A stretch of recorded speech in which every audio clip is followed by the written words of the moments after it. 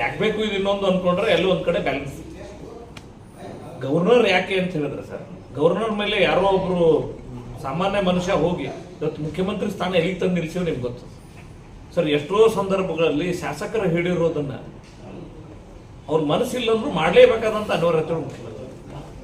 Governor ಬಳಿ ಇದ್ರೆ at least ಒಂದು ಅನ್ಯಾಯ ಆಗೋದನ್ನ ಗವರ್ನರ್ ಬಳಿ ಇದೆಯಪ್ಪ ಪವರ್ಸ್ ಅಂತ ಮುಖ್ಯಮಂತ್ರಿ ಪಾರಾಗ್ಲಿಕ್ಕೆ ಅವಕಾಶ. ಗವರ್ನರ್ ಬಳಿ ಹೋಗಿ ಯಾರಂದ್ರೆ ಅವರು ಹೇಗ್ ಬೇಕು ಹಾಗೆ. ಈಗ ನೀವು ವಿಧಾನ ಪರಿಷತ್ ಮುನ್ಸಿಪಾಲಿಟಿ ಆಗುವ ಪರಿಸ್ಥಿತಿ ಬಂದಂದ್ರೆ ಅಲ್ಲಿ ಇರುವಂತ ಮುಖ್ಯಸ್ಥರು ಏನಾದ್ರು ಅಂದ್ರೆ ಆ ಮಟ್ಟದ ಡೌನ್ಫಾಲ್ ಇದೆ ಸರ್ ವ್ಯವಸ್ಥೆ ಒಳಗೆ. ಅಟ್ಲೀಸ್ಟ್ ಗವರ್ನರ್ ಬಳಿ ಇದ್ರೆ ನಿಮ್ಮಂತವ್ರು ಯಾರು ಬೇಕಾದ್ರೂ ಅಹವಾಲು ಹೇಳಿಕೊಳ್ಳಿಕ್ಕೆ ಗವರ್ನರ್ ಒಂದ್ ಸ್ವಲ್ಪ ಅಬೋವ್ ಅಂತ ಮಾಡ್ಲಿಕ್ಕೆ ಅವಕಾಶ ಇದೆ. ಡೆಫಿನೆಟ್ಲಿ ನೀವು ಹೇಳಿರೋ ರೀತಿಯಲ್ಲಿ ಚೆಕ್ ಅಂಡ್ ಬ್ಯಾಲೆನ್ಸ್ ತಪ್ಪಿಸೋದು ಬೇಡ ಅನ್ನುವಂಥ ದೃಷ್ಟಿಯಿಂದ ಇರದೇ ಇದ್ರೆ ಕಾಮನ್ ಮ್ಯಾನ್ ಹೋಗಿ ಇವತ್ತು ಮುಖ್ಯಮಂತ್ರಿಗಳಿಗೆ ಯಾರು ಬೇಕಾದ್ರೂ ಪ್ರಶ್ನೆ ಮಾಡಬಹುದು ಅನ್ನೋಂಥ ಪರಿಸ್ಥಿತಿ ಇದೆ. ರಾಜಕೀಯ ಒತ್ತಡ ಹೆಂಗಾಗಿದೆ ಅಂತೇಳಿ ಸ್ವಲ್ಪ ಅಲ್ಪಮತದ ಸರ್ಕಾರ ಬಂದ್ರೆ ಸರ್, ಇವತ್ತು ಇದೇ ಸರ್ಕಾರ ಕಾಯಂ ಇರ್ತದೆ ಅಂತಲ್ಲ, ನಾಳೆ ಅಲ್ಪಮತದ ಸರ್ಕಾರ ಬಂದ್ರೆ ನೀವು ಒಂದು ತಮ್ಮ ಊರನ್ನೇ ಜಿಲ್ಲೆ ಮಾಡಿ ಅಂತ ತೆಗೆದುಕೊಂಡ್ರೆ ಉದಾಹರಣೆಗಳು ಪೊಲಿಟಿಕಲ್ ಪ್ರೆಷರ್ ಅಲ್ಲಿ ವಿಶ್ವವಿದ್ಯಾಲಯದ ಆರೋಗ್ಯ ದೃಷ್ಟಿಯಿಂದ ಗವರ್ನರ್ ಅಂತ ಇರೋ ದೃಷ್ಟಿಯಿಂದ ಒಳ್ಳೇದಾಗುತ್ತೆ. ಮತ್ತು UGC ಯಲ್ಲೂ ಕೂಡ ಮಾಡೆಲ್ ಆಕ್ಟ್ ಅಲ್ಲಿ ಗವರ್ನರ್ ಬಂದ್ರೆ ಇಲ್ಲಿವರೆಗೂ ಪರಂಪರೆ ಹಾಗೆ ನಡ್ಕೊಂಡು ಬಂದ್ರು. ಸಕಾರಣ ಬೇಕಲ್ಲ, ನೀವು ವಿನಾಕಾರಣ ಸುಮ್ಮನೆ ರಾಜಕಾರಣಕ್ಕಾಗಿ ಗವರ್ನರ್ನ ಅಟ್ಯಾಕ್ ಮಾಡಬೇಕು, ನಿಮ್ಮ ಪವರ್ಸ್ ನಾವು ಕಿತ್ಕೊಂಡ್ಬಿಡ್ತೇವೆ ಅಂತ ಮಾಡಕ್ ಹೊರಟ್ರೆ ಇದು ಒಳ್ಳೆ ಬೆಳವಣಿಗೆ ಅಲ್ಲ ಮತ್ತು ಒಳ್ಳೇದು ಆಗಲ್ಲ ಇದರಿಂದ ಅನ್ನುವಂಥದ್ದು ಬಹಳ ಸ್ಪಷ್ಟ. ಬಹಳಷ್ಟು ಬಾರಿ ನೇಮಕ ಇದಾದಾಗ ರಜೆ ಗಳಿಸಿದಾಗ ರಾಜ್ಯಪಾಲರಿಗೆ ಏನು ಅಧಿಕಾರ ಇದೆ, ಆಪ್ಷನ್ ಮಾಡಲೇಬೇಕು ಸರ್. ಏನಂದ್ರೆ ಇಲ್ಲಿ ಇಡೀ ಪ್ರಜಾತಂತ್ರ ವ್ಯವಸ್ಥೆ ಒಳಗ ಒತ್ತಡ ಯಾವ ರೀತಿಯೊಳಗೆ ಯಾವ ರೂಪದೊಳಗೆ ಸರ್ ಇಲ್ಲಿ ಏನೇನು ವರ್ಕ್ ಮಾಡಲ್ಲ ಹೇಳ್ರಿ. ಯಾವ್ಯಾವ ರೀತಿ ಎಲ್ಲ ಲಾಬಿಗಳು ವರ್ಕ್ ಮಾಡುವಂತ ಪರಿಸರದೊಳಗೆ ಅಟ್ಲೀಸ್ಟ್ ಗವರ್ನರ್ಗೆ ನೇರವಾಗಿ ರೀಚ್ ಆಗೋದು ಕಷ್ಟ.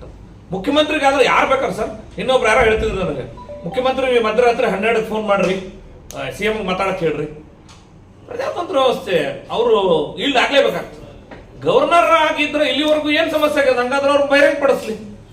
ಗ್ರಾಮೀಣಾಭಿವೃದ್ಧಿ ಪಂಚಾಯತ್ ರಾಜ್ ವಿಶ್ವವಿದ್ಯಾಲಯದಲ್ಲಿ ಗವರ್ನರ್ ಕುಲಾಧಿಪತಿ ಆಗಿರೋದಕ್ಕೆ ಇಷ್ಟು ನಮ್ಗೆ ತೊಂದರೆ ಆಗಿದೆ ಅನ್ನೋಂಥದ್ದು ಹೇಳಿ ನೋಡೋಣ. ಇದೆಲ್ಲ ಅನಗತ್ಯವಾಗಿ ಸ್ಪೀಡ್ ಅಂತ ಹೇಳ್ತಾರೆ. ಹಂಗಾದ್ರೆ ಅದರ ಬೆಳವಣಿಗೆಗಳಿಗೆ ಏನ್ ತೊಂದರೆ ಆಗಿದೆ? ಇದೇ ಸ್ವತಃ HK ಪಾಟೀಲ್ ಗ್ರಾಮೀಣಾಭಿವೃದ್ಧಿ ಸಚಿವರಾಗಿ ಅದನ್ನ ಸ್ಥಾಪನೆ ಮಾಡಿರೋರು ಅದರ ಬೆಳವಣಿಗೆ ಬಗ್ಗೆ ತೃಪ್ತಿ ವ್ಯಕ್ತಪಡಿಸಿ ಹೊಗಳಿರೋ ಭಾಷಣಗಳನ್ನೇ ಕೊಡಬಲ್ಲೆ ನಾನು. ಈಗ ಅನಗತ್ಯವಾಗಿ ಈಗ ಒಂದೇ ಒಂದು ಪ್ರಿಯಾಂಕಾ ಖರ್ಗೆ ಅವರು ಗ್ರಾಮೀಣಾಭಿವೃದ್ಧಿ ಪಂಚಾಯತ್ ರಾಜ್ ಸಚಿವರು, ಗವರ್ನರ್ ಈಗೇನ್ ಹೇಳಿದ್ರು ಪ್ರಾಸಿಕ್ಯೂಷನ್ ನಮ್ಮ ಸಹಕಾರ ಕೊಡಲ್ಲ ಅಂದ್ರೆ ನಿಮ್ಗೆ ಕಿತ್ಕೊಳ್ತೇವೆ ಅಂತ ಹೇಳಿ ಇದೊಂದು ಬೆದರಿಕೆ ಒಡ್ಡುವ ರೀತಿಯ ತಂತ್ರವೇ ಹೊರತಾಗಿ ಇದರಿಂದ ಕರ್ನಾಟಕ ರಾಜ್ಯಕ್ಕೆ ಹಾನಿ. ಇವತ್ತು ಇದು ಪಂಚಾಯತ್ ರಾಜ್ ಯೂನಿವರ್ಸಿಟಿ ಒಳಗೆ ಆಯ್ತು ಅಂತ ಹೇಳಿದ್ರು ಸರ್, ಕರ್ನಾಟಕ ಸ್ಟೇಟ್ ಯೂನಿವರ್ಸಿಟಿ ಬರುತ್ತೆ, ಅಲ್ಲಿ 10 ಯೂನಿವರ್ಸಿಟಿಗಳಿಗೆ ಇದೇ ಪರಿಸ್ಥಿತಿ ಆಗ್ತದೆ. ಬಹಳ ದೊಡ್ಡ ಗಂಭೀರ ಅದ. ಮಾಡಬೇಕಾಗಿದ್ದ ಕೆಲಸ ಏನಂತಂದ್ರೆ ಆ ಯೂನಿವರ್ಸಿಟಿ ಬದುಕಿಸೋಲಿಕ್ಕೆ ಏನೋ ಇವ್ರ ಚಿಂತನೆ ಇಲ್ಲ ಸರ್.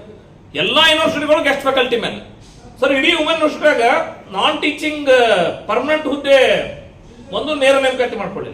ಒಂದ್ 2-3 ಜನ ಏನೋ ಡೆಪ್ಯುಟೇಷನ್ ಮೇಲೆ ಬಂದು ಇಲ್ಲಿ ಸಕ್ರಮಾತಿ ಆಗಿರೋರು ಇರ್ಬೇಕು, ಅಲ್ಲಿಂದ ಈ ಡಿಪಾರ್ಟ್ಮೆಂಟ್ ಚೇಂಜ್ ಮಾಡ್ಕೊಂಡು ಬಂದಿರೋರು.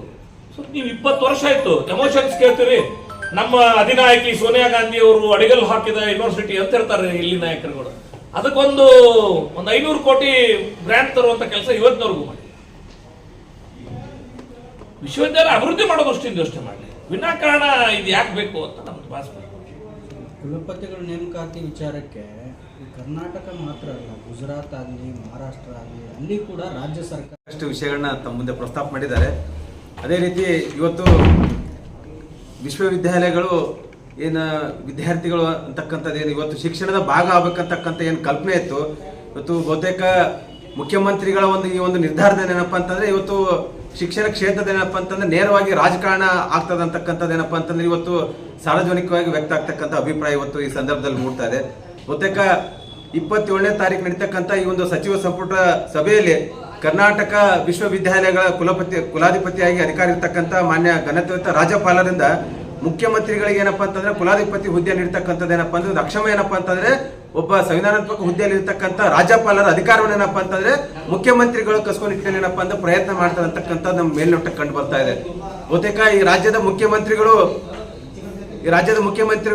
ರಾಜ್ಯಪಾಲರ ಮೇಲೆ ಏನಪ್ಪಾ ಅಂದ್ರೆ ದ್ವೇಷದ ರಾಜಕಾರಣವನ್ನು ಮಾಡ್ತಾರೆ ಅಂತಕ್ಕಂಥ ನಮ್ಗೆ ಸಂದೇಹ ಮೂಡ್ತಾ ಇದೆ.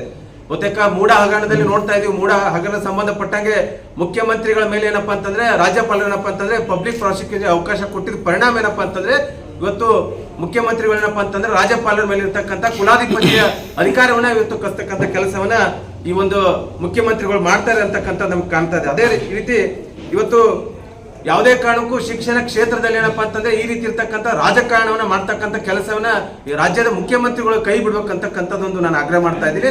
ಅದ್ರ ಜೊತೆಗೆ ರಾಜ್ಯ ಸರ್ಕಾರಕ್ಕೆ ಉನ್ನತ ಶಿಕ್ಷಣ ಸಂಬಂಧಪಟ್ಟಾಗ ಮಾಡ್ಲಿಕ್ಕೆ ಸಾಕಷ್ಟು ಅವಕಾಶ ಇದಾವೆ.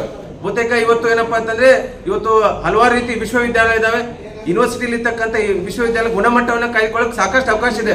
ಆದ್ರೆ ಇವತ್ತಿನ ಸಂದರ್ಭದಲ್ಲಿ ಇವತ್ತು ವಿಶ್ವವಿದ್ಯಾಲಯ ನೋಡಿದ್ರೆ ಅಂತಂದ್ರೆ ರಾಜ್ಯ ಸರ್ಕಾರ ವಿಶ್ವವಿದ್ಯಾಲಯಕ್ಕೆ ಅನುದಾನ ಕೊಡ್ತಕ್ಕಂಥ ಪರಿಸ್ಥಿತಿ ಇಲ್ಲ. ಇವತ್ತು ಅಲ್ಲಿರ್ತಕ್ಕಂಥ ವಿದ್ಯಾರ್ಥಿಗಳ ಹಣದಿಂದ ಏನಪ್ಪಾ ಅಂತಂದ್ರೆ ಇವತ್ತು ವಿಶ್ವವಿದ್ಯಾಲಯಗಳು ನಡೀತಕ್ಕಂಥ ಪರಿಸ್ಥಿತಿ ನಿರ್ಮಾಣ ಆಗ್ತಾ ಇದೆ.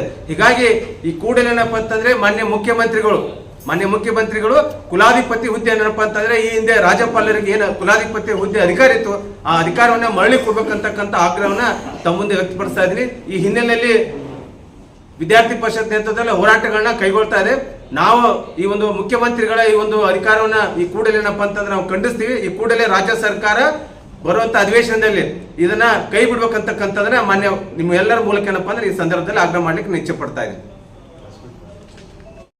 ಗ್ರಾಹಕರ ಸ್ಯಾಟಿಸ್ಫ್ಯಾಕ್ಷನ್ ನಲ್ಲಿ ನಂಬರ್ 1 ತೃಪ್ತಿದಾಯಕ ಶೋರೂಮ್ ನಿಮ್ಮ ಎಸ್ಪಿ ಟಿವಿಎಸ್ ಶೋರೂಮ್ ನಿಮಗಾಗಿ ತಂದಿದೆ ಹೊಸ ಮಾಡೆಲ್ಗಳ ಹೊಸ ಬೈಕ್ಗಳು. ರೈತರಿಗಾಗಿ ಅನುಕೂಲವಾಗಿರುವ ಸೂಪರ್ ಎಕ್ಸೆಲ್ ಕೂಡ ಲಭ್ಯ.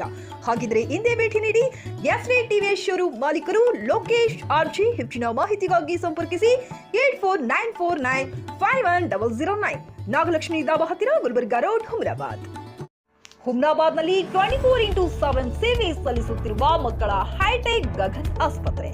ಬೀದರ್ ಜಿಲ್ಲೆಯ ಜನರಿಗೆ ಈಗ ತಮ್ಮ ಮಕ್ಕಳ ಆರೋಗ್ಯದ ಬಗ್ಗೆ ಚಿಂತೆ ಬೇಡ. ನಿಮ್ಮ ಜಿಲ್ಲೆಯ ಹುಮ್ನಾಬಾದ್ನ ಗಗನ್ ಆಸ್ಪತ್ರೆ ನೋಡಲು ಸುಂದರವಾದ ಕಟ್ಟಡ ಅಷ್ಟೇ ಅಲ್ಲದೆ ಮಕ್ಕಳಿಗೆ ತರಹದ ಆಟದ ಮನರಂಜನೆ ಜೊತೆಗೆ ಅತ್ಯುತ್ತಮ ಚಿಕಿತ್ಸೆ ನೀಡಲಾಗುತ್ತದೆ.